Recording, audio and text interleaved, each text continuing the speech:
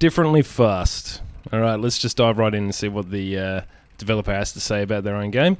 Differently Fast is a competitive wheelchair sim racing club in virtual reality.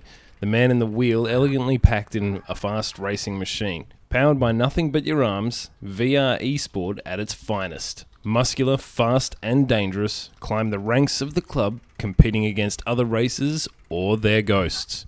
Okay, so it's a VR game about wheelchair racing. With that being said, let's have a look at the options. Okay, so as you can probably see here, the options are pretty sparse. They're mostly just to do with settings within the game rather than graphical settings and all that kind of thing. Just a quick look at the controls here. There's not really much to this. Basically, you're just going to need big muscles, and that's pretty much it.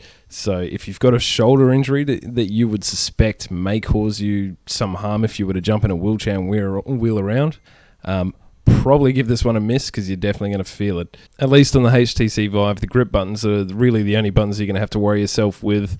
Other than that, learning how to reset your center and all that kind of stuff. So let's jump into the game and see how it goes. I'm going to do tournament play because as fun as multiplayer would be, I've got no friends to play with on VR. So let's jump into tournament and have a look at the characters. And these guys are funny. It's probably exaggerates the point because, well, they're mounted by a pole to the wheelchair. But I'm just going to choose my standard guy, which is a guy wearing no shirt and a giant fat gut, which pretty much resembles me. Go ahead and select my color as well, and once I'm happy with that, it's time to get into the race. Simply choose which track you want to go on, click done or start, and then get ready. So once you've hit the start button, you'll see that it doesn't take very long to load.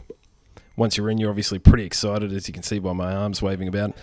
It'll count down from 3, the race will start, and then you've basically got to use your grip buttons to grab onto the wheel and throw it forward.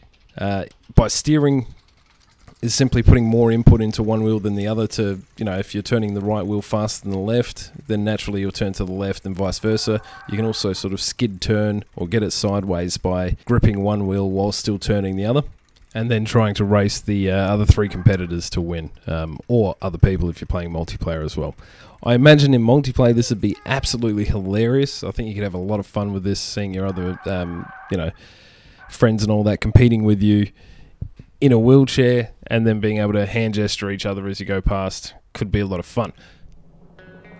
Okay, so down to the nitty gritty. This game is extremely taxing on you physically. Make no mistake.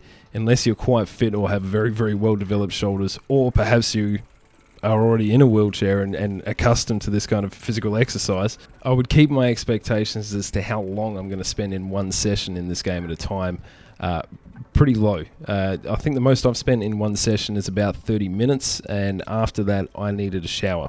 It's pretty warm here at the moment, but that being said, you're going to sweat.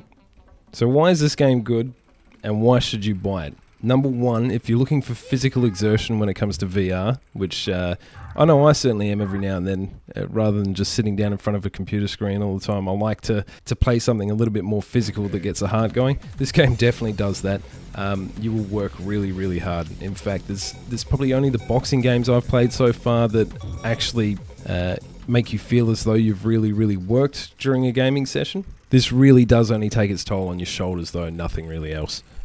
The second would be if you have friends or family over pretty regularly and you'll like to jump into VR and have a bit of a laugh at each other playing a game. This one will provide so much laughter while they're racing along and crashing into barriers, rolling over, not being able to figure out how to get up, that it can provide such a good time.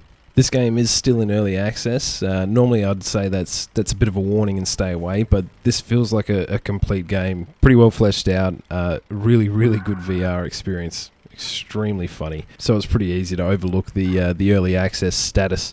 I can't think of any real negatives to this game. The sound's quite good, it's funny, the graphics are very fitting, although they're not exactly pretty, but it just adds to the charm of the game.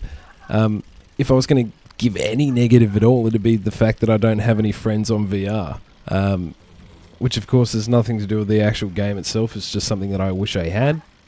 If you've got VR and you've got lots of friends on VR, I'd recommend you convince them to buy it and buy it yourself. Jump in, have a lot of fun. You're probably going to either be laughing all the time or crying out of pain because your shoulders are burning so much. Anyway, thanks for watching, and I'll see you next time.